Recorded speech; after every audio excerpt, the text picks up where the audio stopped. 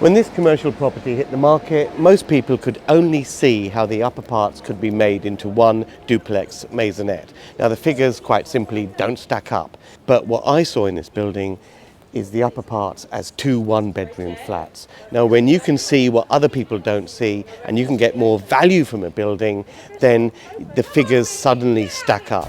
Come in and let me show you around.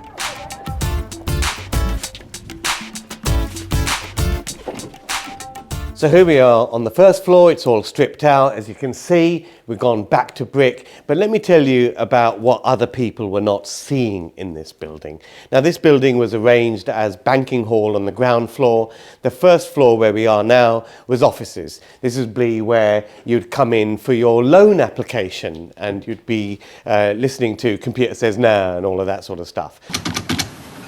Computer says no. Upstairs on the second floor were staff kitchens and toilets and that kind of stuff. So when this was a Santander building, as I said in the intro, most people saw this as just being one duplex maisonette above a shop.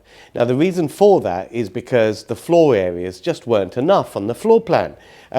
You need a minimum of 37 square meters for a one-bedroom flat, and the floor space was just a little bit too tight.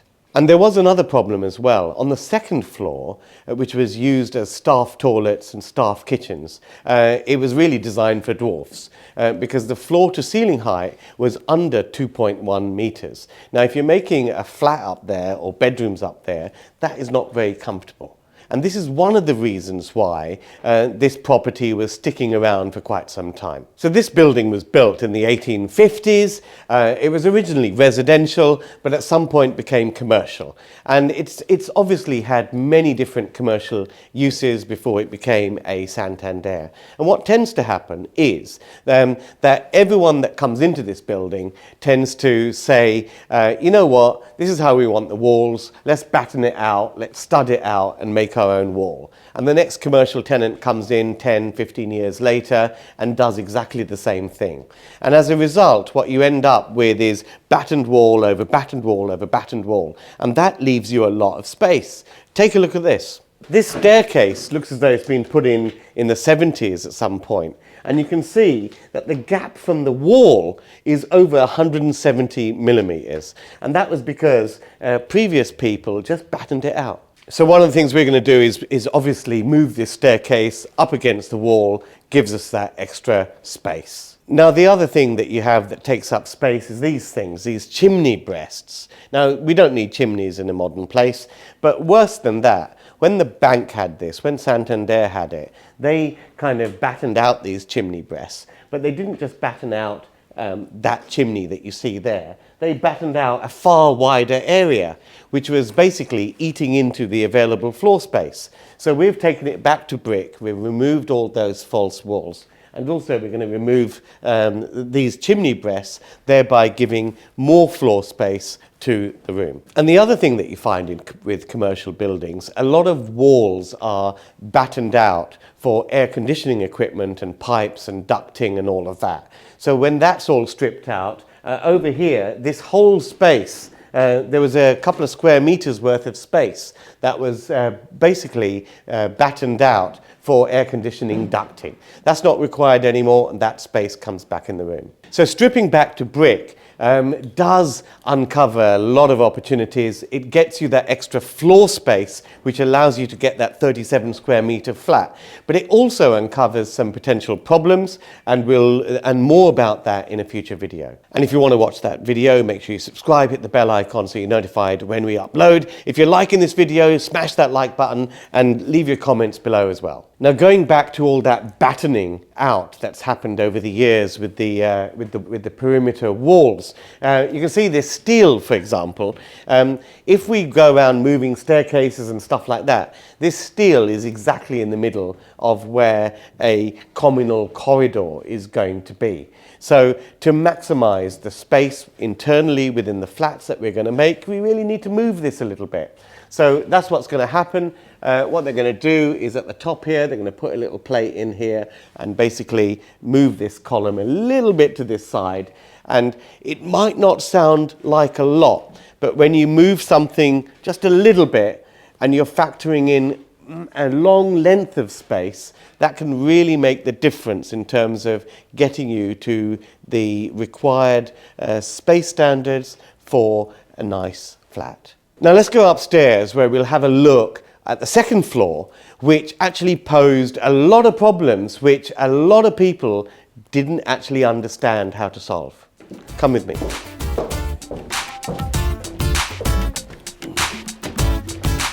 Now here we are on the second floor. Now Santander used this place for staff toilets and staff kitchens and a staff room.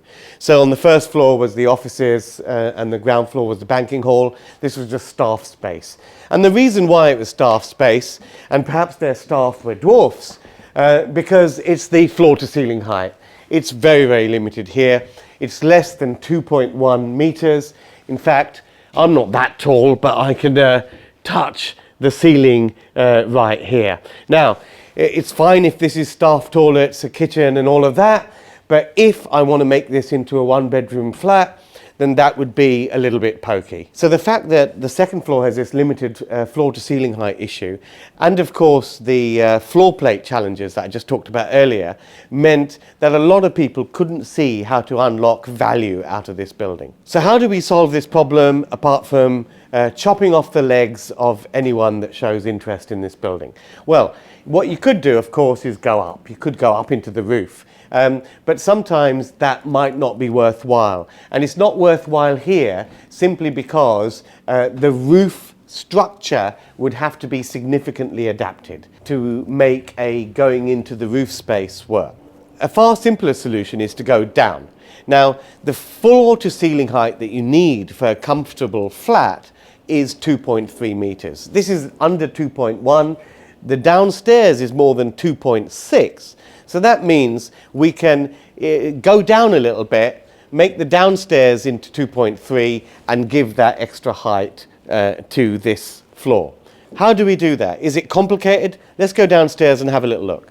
So here we are back on the first floor. As I said, we're back to brick. This staircase is coming out anyway and going to be replaced with a new one, which makes this solution work particularly well. Now you can see where the floor joists for the floor above that we're trying to give more height to are resting. They're resting on top of this red beam here, steel beam here. All we're going to do is move these floor joists down a little bit so that they are in the gap in this steel beam.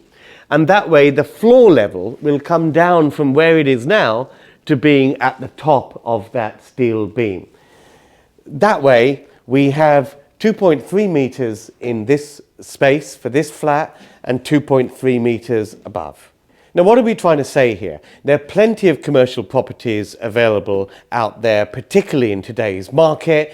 Now, many commercial properties, it is blindingly obvious how to do the conversion into residential use. And if it's blindingly obvious, then it's something that everybody sees. And if everybody sees the opportunity, then, of course, the price is going to be at a premium. The ones to actually focus on is where there is opportunity that's hidden. That's opportunity that's hidden to the masses, but you are in the know. And that's because you've equipped yourself with the knowledge and an eye for spotting opportunity, which to most people is hidden. Now, most people looked at this building and saw a shop on the bottom and one duplex flat above. The figures simply don't make sense to do that as a property development project. If you can see two very nice one-bedroom flats in this same space, then that completely changes the business case for doing this sort of project. What I find with property development projects is that I win not by offering the most money for a particular site, but by seeing opportunity that others don't see. And I encourage my students to equip themselves with the knowledge so they can do just that. Now, I offer some commercial property training so that you can equip yourself with the knowledge to do commercial property conversions, commercial property buy-to-let, and make good use of your pension for investing in commercial property. Details of that are on the screen below and also in the description for this video. Don't go away without liking and subscribing for more content like this. See you guys next time. The Baker Street Property Meet is the UK's largest and #1 property investors networking event. The property market is going through monumental change right now, and at Baker Street Property Meet we aim to keep you up to date with the latest tips and tricks and insider tactics to help you keep on top of your property investing game and succeed in these troubled economic times. The Baker Street Property Meet is fundamentally about networking, because it's not what you know, it's who you know. And at Baker Street we aim to connect you with the people to make your property journey a monumental success. There's no better place to be to further your property investment journey than the Baker Street Property Meet. So make sure you're here, you're connecting with myself and Andrew Roberts, our expert guest speakers, and 300 passionate property people each and every month. See you at the next meet. Get your spot at bakerstreetpropertymeet.com.